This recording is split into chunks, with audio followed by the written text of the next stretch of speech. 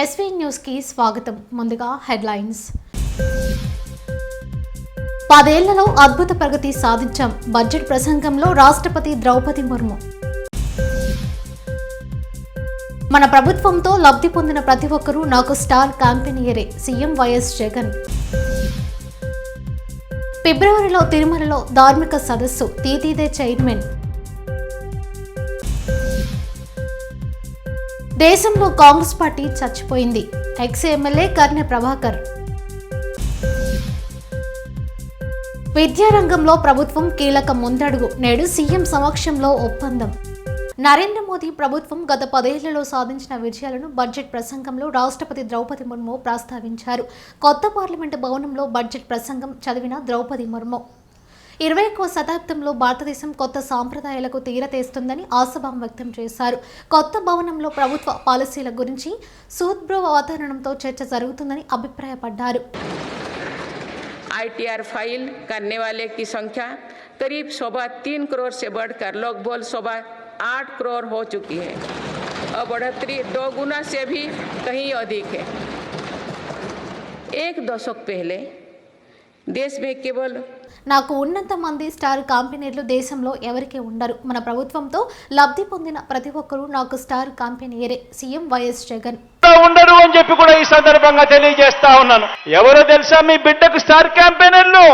ఆ మంచి జరిగిన ఆ ప్రతి ఇల్లు, మీ బిడ్డ ప్రభుత్వం వల్ల మంచి జరిగిన ఆ ప్రతి ఇల్లు, మీ బిడ్డ ప్రభుత్వం వల్ల మంచి జరిగిన ఆ ప్రతి ఇల్లు, ఆ ప్రతి ఇంట్లో ఉన్న నా అక్క చెల్లెమ్మలందరూ కూడా మీ బిడ్డకు స్టార్ క్యాంపెయినర్లే. ఒక వైఎస్ఆర్ ఆసరా అందుకున్న నా అక్క చెల్లెమ్మలంతా, ఈ 80 లక్షల మంది నా అక్క చెల్లెమ్మలంతా మీ బిడ్డకు స్టార్ క్యాంపెయినర్లే. ఒక 0 వడ్డీ అందుకున్న 1 కోటి మందికి పైగా ఉన్న నా అక్క చెల్లెమ్మలంతా మీ బిడ్డకు స్టార్ క్యాంపెయినర్లే. ఒక అమ్మ వడ్డీ అందుకున్న 57 లక్షల మంది తల్లులకు, ఆ తల్లులు 1 కోటికి పైగా ఉన్న ఆ పిల్లలు, వీళ్ళంతా కూడా మీ బిడ్డకు స్టార్ క్యాంపెయినర్లే. ఒక చేయూత అందుకున్న 31 లక్షల మంది నా అక్క చెల్లెమ్మలు, వీరంతా కూడా మీ బిడ్డకు స్టార్ క్యాంపెయినర్లే. 31 లక్షల మంది ఇళ్ల పట్టాలు అందుకున్న నా అక్క చెల్లెమ్మలు, వాళ్ళ కుటుంబాలు, ఈ 31 లక్షల ఇళ్ల పట్టాలు అందుకున్న ఈ అక్క చెల్లెమ్మలు, అందులో 22 లక్షల ఇల్లు నిర్మిస్తా ఉన్న ఈ కుటుంబాలన్నీ కూడా, ఈ అక్క చెల్లెమ్మలన్నీ అందరూ కూడా మీ బిడ్డకు స్టార్ క్యాంపెయినర్లే. రైతు భరోసా అందుకుంటా ఉన్న 6 కోటికి పైగా ఉన్న 52 లక్షల మంది ఆ రైతన్నలందరూ మీ బిడ్డకు స్టార్ క్యాంపెయినర్లే. నెల నెల పెన్షన్లు అందుకుంటా ఉన్న 65 లక్షల మంది నా అవ్వ తాతలు, నా వికలాంగులు, వికలాంగ సోదరులు అక్క చెల్లెమ్మలు, నా వితంతు అక్క చెల్లెమ్మలు, వీరందరూ నా స్టార్ క్యాంపెయినర్లే. ఆరోగ్యశ్రీ ద్వారా మంచి జరిగిన లబ్ధి పొందిన 30 లక్షల మంది కుటుంబాలు, వీరంతా కూడా మీ బిడ్డకు స్టార్ క్యాంపెయినర్లే. దిశ యాప్ ద్వారా రక్షణ పొందుతున్న అక్క చెల్లెమ్మలు అందరూ స్టార్ క్యాంపెయినర్లే. ఇంగ్లీష్ మీడియం ద్వారా బడులు బతుకులు మారుతున్నాయని అర్థం చేసుకున్న గవర్నమెంట్ బడి పిల్లలు, వారి తల్లిదండ్రులు, వీరంతా కూడా మీ బిడ్డకు స్టార్ క్యాంపెయినర్లే. గ్రామంలో వచ్చిన మార్పులను కళ్ళారా చూసిన ఆ గ్రామీణ ప్రజలందరూ కూడా మీ బిడ్డకు స్టార్ క్యాంపెయినర్లే. ప్రతి వార్డులోనూ, ప్రతి గ్రామంలోనూ, అది ఆదివారం అయినా కూడా, అది సెలవు రోజైనా సరే, ప్రతి నెల 1వ తారీఖున సీఎం వైఎస్ జగన్ అడిగిన ప్రశ్నలకు నీ దగ్గర సమాధానం ఉందా? చంద్రబాబు లాంటి విషపూరితమైన రాజకీయ నేత దేశంలో ఎవరూ లేరు.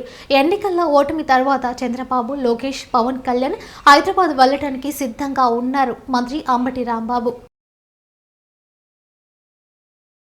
బటన్ నొక్కి పేద ప్రజలకు ఇస్తే విషం ఎలా అవుతుంది చంద్రబాబు నాయుడు గారిని అడుగుతా ఉన్నా. నువ్వు విషం, నీ ఆలోచనల విషం, నీ శరీరంలో ప్రతి అణువు విషమేనని మనవి చేస్తున్నా. ఈ దేశ రాజకీయాల్లో నీ అంత విషపూరితమైనటువంటి రాజకీయవేత్త ఎవడూ లేడు. అరికాల దగ్గర నుంచి నుదిటి ఎంట్రిక వరకు, తల మీద ఎంట్రుక వరకు విషంతో నిండిపోయినటువంటి వ్యక్తి నారా చంద్రబాబు నాయుడు. నేను ఒక్కటి మనవి చేస్తా, కావాలంటే చూసుకోండి, ఛాలెంజ్ చేస్తా. అత్యంత విషపూరితమైనటువంటి నల్ల త్రాసుని తీసుకొచ్చి చంద్రబాబు నాయుడు గారి ముందు పెట్టండి. ఆయన అటు చూస్తే చాలు, అది విషం కక్కు చావపోతే నన్ను అడగండి. అంత విషపూరితమైన మనిషి నారా చంద్రబాబు నాయుడు గారు ఇవాళ జగన్మోహన్ రెడ్డి గారిని పాయిజన్ అనేటువంటి పరిస్థితికి వచ్చి ఏదో ఒక విధంగా బురద జల్లాలనేటువంటి ప్రయత్నం చేస్తున్నటువంటి పరిస్థితులు. ఎందుకంటే ఇదే చివరి ఎన్నిక పాపం ఆయనే చెప్పుకున్నాడు, విన్నారుగా, ఈసారి నేను ముఖ్యమంత్రి కాకపోతే ఇక నాకు ఎలక్షన్ లేవన్నాడు. ఈసారి ముఖ్యమంత్రి కాకపోతే ఇక నేను అసెంబ్లీకి రానన్నాడు. అది ఖాయమైపోతుంది.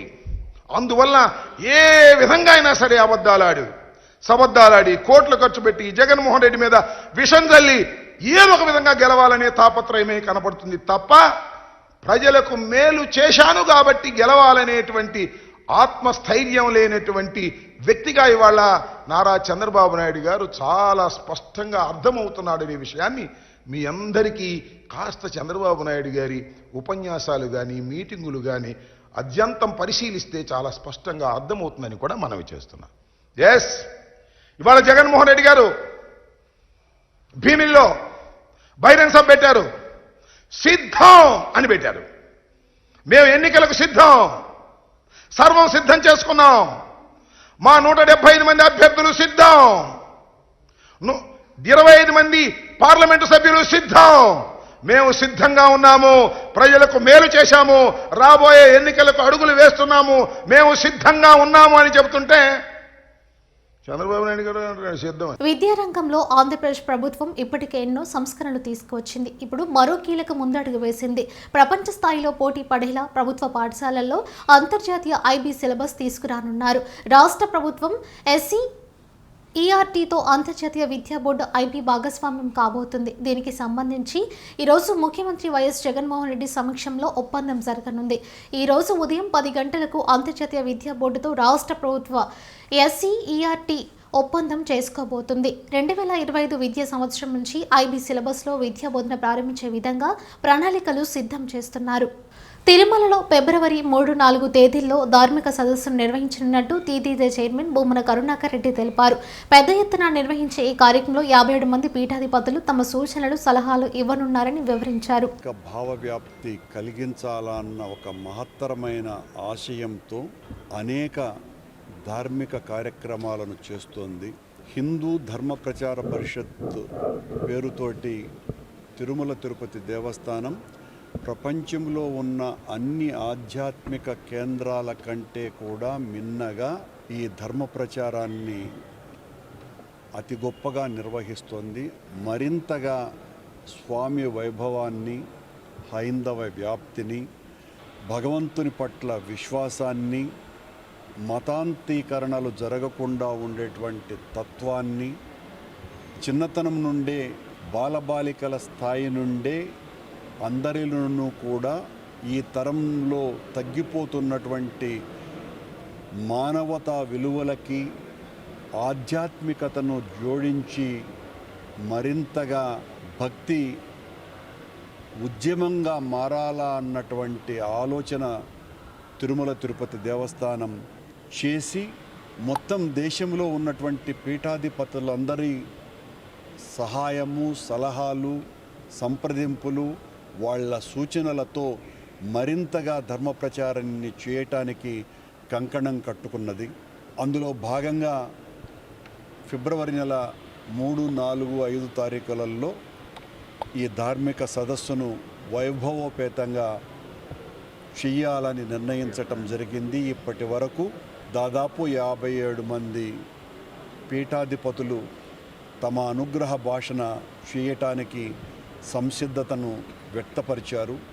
వాళ్ళు ఇచ్చేటువంటి సూచన. దేశంలో కాంగ్రెస్ పార్టీ చచ్చిపోయింది. కేవలం 2 రాష్ట్రాల్లో మాత్రమే అబద్ధపు హామీలతో అధికారంలోకి వచ్చింది. మాజీ ఎమ్మెల్సీ కర్నె ప్రభాకర్ అన్నారు. కేవలం 2 రాష్ట్రాలు మాత్రమే అధికారంలో ఉన్నవి. అవి అబద్ధపు హామీలు చెప్పి ఇష్టం వచ్చినట్టుగా వాగ్దానాలు చేసి ప్రజల్ని విమర్పాటు గురి చేసి ఓట్లు వేయించుకున్నటువంటి 2 రాష్ట్రాలు, ఒకటి కర్ణాటక, మరొకటి తెలంగాణ. ఈ 2 రాష్ట్రాలు మాత్రమే మీ పార్టీ ఉందనేటువంటి విషయాన్ని మీరు మర్చిపోయి మిగతా 25 రాష్ట్రాల్లో మీ పార్టీ చచ్చిపోయింది అనేటువంటి మాట మీరే చెప్తా ఉన్నారు. మిగతా 26 రాష్ట్రాల్లో కాంగ్రెస్ పార్టీ బొంద వెట్టబడ్డది అనేటువంటి మాట మీరే చెప్పడం మీ పార్టీకి మంచిది కాదు అనేటువంటి విషయాన్ని ఈ సందర్భంగా రేవంత్ రెడ్డి గారికి గుర్తు చేస్తా ఉన్నాను. ఇవాళ ఈ దేశంలో కాంగ్రెస్ పార్టీ ఎక్కడా అధికారం లేదు, కేవలం అబద్ధపు హామీల ద్వారా వచ్చినటువంటి 2 రాష్ట్రాలు మాత్రమే. అది కూడా ఇవాళ కర్ణాటకలో ఏం జరుగుతుందో, తెలంగాణలో ఏం జరుగుతుందో ప్రజల ముందున్నటువంటి సత్యం, ప్రజలు చూసినటువంటి, ప్రజల కళ్ళ ముందున్నటువంటి సత్యం. కర్ణాటకలో ఉచిత హామీలు అని చెప్పి ఏం నెరవేర్చిందో, తెలంగాణలో హామీలు ఇచ్చి ఇప్పటివరకు ఏమి నెరవేరబడ్డాయి అనేటువంటి విషయాన్ని ఒక్కసారి ఆలోచించుకున్నప్పుడు వాళ్ళు ఇచ్చినటువంటి హామీ కేవలం గృహలక్ష్మి ద్వారా ఉచిత బస్సు తప్ప మరోటి ఇవ్వలేదు అనేటువంటి విషయాన్ని గుర్తు చేస్తా ఉన్నాను. నిజానికి మేము అడుగుతున్నటువంటిది కాదు, కాంగ్రెస్ పార్టీ నాయకులు పదే ఒక మాట అంటా ఉన్నారు, బీఆర్ఎస్ పార్టీకి తొందర ఎందుకు అని. మేము తొందర లేదు అనే మాట చాలా స్పష్టంగా చెప్తా ఉన్నాం. కానీ మీరు ఇచ్చినటువంటి హామీని మాత్రమే మీకు గుర్తు చేస్తా ఉన్నాం. స్వయాన రేవంత్ రెడ్డి గారు అన్నటువంటి మాట, మీరెవరు కూడా 9వ తారీఖు వరకు ఏమి తీసుకోకండి. అది రైతు రుణమాఫీ కావచ్చు. ఒకవేళ రైతులు ఎవరైనా రుణం తీసుకున్నట్లయితే వెంటనే లైన్లు కట్టండి, బ్యాంకులకు లైన్లు కట్టి 2 లక్షల రూపాయలు రుణం తీసుకోండి. మేము 9వ తారీఖు రాగానే మొదటి సంతకంగా రుణమాఫీ చేస్తామని చెప్పింది రేవంత్ రెడ్డి గారు. ఈ ప్రభుత్వం ఇచ్చేటువంటి 10,000 రూపాయలు మీరు తీసుకోకండి, మేము వచ్చిన తర్వాత 15,000 రూపాయలు ఇస్తామని చెప్పింది, అది 9వ తేదీ నాడు తర్వాత ఇస్తామని చెప్పింది రేవంత్ రెడ్డి గారు. అదే కాకుండా క్వింటాల్కు 500 రూపాయల బోనస్ ఇస్తామని చెప్పింది కూడా రేవంత్ రెడ్డి గారే. కానీ దురదృష్టవశాత్తు ఈ సీజన్ వెళ్ళిపోయింది. ఈ సీజన్ లో రైతులకు అందాల్సినటువంటి క్వింటాల్కు 500 రూపాయలు అందకపోగా నష్టమైంది. ఉదాహరణకు కేవలం నర్సంపేట నియోజకవర్గంలోనే రైతులకు ఒకవేళ ఆయన ఇచ్చినటువంటి హామీ నెరవేర్చినట్లయితే 91 కోట్ల రూపాయలు ఇవాళ రైతులకు అందేది. 91 కోట్ల రూపాయలు కేవలం నర్సంపేటలోనే ఎగనామం పెట్టింది ఈ ప్రభుత్వం. రైతులకు ఇచ్చినటువంటి హామీలని, ఆ హామీలు అనేటువంటి మాట చెవులలో మాట మార్మోగుతుండగానే వాటిని పాత్ర పెట్టింది ప్రభుత్వం అనేటువంటి విషయాన్ని ఈ సందర్భంగా గుర్తు చేస్తా ఉన్నాను. వారు రుణమాఫీ ఒక్కదానికి పరిమితం కాలేదు. చేయూత ద్వారా 2,000 నుండి 4,000 రూపాయలని, మహాలక్ష్మి పథకంలో కేవలం బస్సు ఉచిత ప్రయాణం తప్ప మిగతా 2,500 రూపాయలు ఇంకా ఇవ్వకపోవడం, 500 గ్యాస్ బండ, ఇవన్నీ కూడా వారిచ్చినటువంటి హామీలే. లాబింగ్ లూలోచిలో జగన్ రెడ్డికి ఎన్నో నోబెల్ ప్రైజులు ఇచ్చినా తక్కువే. టీడీపీ పోలిట్ బ్యూరో సభ్యులు బోండా ఉమామహేశ్వరరావు మీడియా సమావేశం. అవినీతి కానించి జగన్మోహన్ రెడ్డి ఆ రోజు బెయిల్ కోసం భారతీరెడ్డిని, అనిల్ కుమార్ని ఏ విధంగా సోనియా గాంధీ దగ్గరికి పంపించింది, ఎన్నిటి మీద సొంత చెల్లెలు షర్మిల మాట్లాడుతుంటే ఇవన్నీ తెలుగుదేశం పార్టీ మొదటి నుంచి చెప్పినయే. మేం చెప్తేనేమో రాజకీయంగా కట్టుకథలు చెప్తున్నారు అని చెప్పి మా మీద చెప్పారు. ఇవాళ సొంత చెల్లెలు చెప్తా ఉంది, నువ్వు ఏం మాట్లాడతావు జగన్మోహన్ రెడ్డి, నువ్వు చెప్పినవన్నీ అబద్ధాలని తేలిపోయింది కదా, లేదంటే నిన్ను లై డిటెక్టర్ పరీక్ష చేయాలి, లై డిటెక్టర్ పరీక్ష చేస్తే నీ వాస్తవాలన్నీ ఆ రోజు మేం చెప్పినాయి తొలినాటి నుంచి ఈరోజు నీ సొంత చెల్లెలు చెప్పినాయి, నిన్ను లై డిటెక్టర్ పరీక్ష చేస్తే మొత్తం కూడా బయటకు వచ్చేస్తాయి. దానికి జగన్మోహన్ రెడ్డి కూడా సహకరించాలి. ఎందుకంటే నీ మీద దాదాపు 12 కేసులు సిబిఐ కానీ ఈడీ కానీ 16 కేసులు పెట్టి 18 నెలలు జైల్లో ఉండి ఎన్నోసార్లు దానికి 100 సార్లు బెయిల్కి వెళ్ళావు, సుప్రీంకోర్టుకి వెళ్ళావు, తెలంగాణలో హైకోర్టుకి వెళ్ళావు, సిబిఐ కోర్టుకి వెళ్ళావు, ఎక్కడా నీకు బెయిల్ రానప్పుడు నీ భార్య భారతిరెడ్డిని 10 ఏళ్లలో అద్భుత ప్రగతి సాధించాం. బడ్జెట్ ప్రసంగంలో రాష్ట్రపతి ద్రౌపది ముర్ము. మన ప్రభుత్వంతో లబ్ధి పొందిన ప్రతి ఒక్కరూ నాకు స్టార్ క్యాంపెయినరే. CM YS Jagan. ఫిబ్రవరిలో తిరుమలలో ధార్మిక సదస్సు. టీటీదే చైర్మన్.